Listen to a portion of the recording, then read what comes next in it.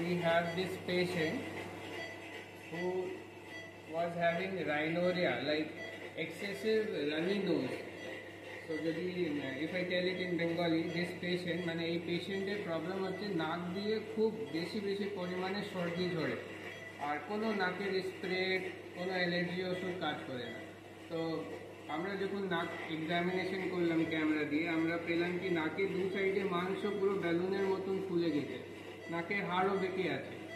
আরও একটা প্রবলেম কি অনেক সময় নাকে যে শিরাগুলো হয়, নার্ভগুলো যে রেসপন্সিবল হয় নাকের সেক্রিশনের জন্য, সেটা খুব বেশি হাইপার অ্যাক্টিভ হয়ে যায়।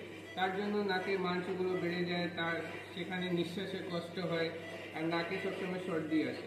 তো এর জন্য নাকের মাংসটা তো আমরা ছোট করি, নাকের হাড়ও ঠিক করি। আরেকটা স্পেশাল অপারেশন আছে যেটা নতুন, অনেকজন ইন্ডিয়াতে করে না, বাইরে বিদেশে হয়, জাপানে হয়, ইউএসএতে হয়, যেটা বলে পোস্টেরিয়র নেজাল নার্ভ নিউরেক্টমি। এটা একটা ব্রাঞ্চ অফ মিডিয়ান নার্ভ, যেটা নাকে এই যে সর্দি হওয়ার জন্য রেসপন্সিবল। অনেকজন এরকমও পেশেন্ট পাই যারা বলে আমার নাকে সর্দি হয় না, তার মানে ওই নার্ভটা ওদের শুকিয়ে গেছে বা ঠিক করে কাজ করছে না। আর অনেকজন পাই যাদের বেশি হয়, তো এনার ক্ষেত্রে এটা বেশি হচ্ছিল, তাই জন্য আমরা পোস্টেরিয়র নেজাল নার্ভ নিউরেক্টমি করব। আমরা নাকটা দেখাবো, ওনার নাকে যে মাংসটা ফুলেছিল ওটা আমরা ছোট অলরেডি করে দিয়েছি।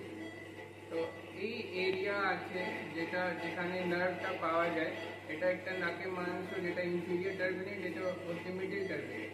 তো এর পিছনে জাংশনেই এখানে একটা আর্টারি আছে, স্টেনোপ্যালেটাইন আর্টারি, এখান থেকেই নার্ভগুলো বেরোয়। তো আমরা এখানেই নার্ভগুলোকে বাইপোলার করে উড়িয়ে দিতে পারি। তো ওটাই আজকে আমরা করব।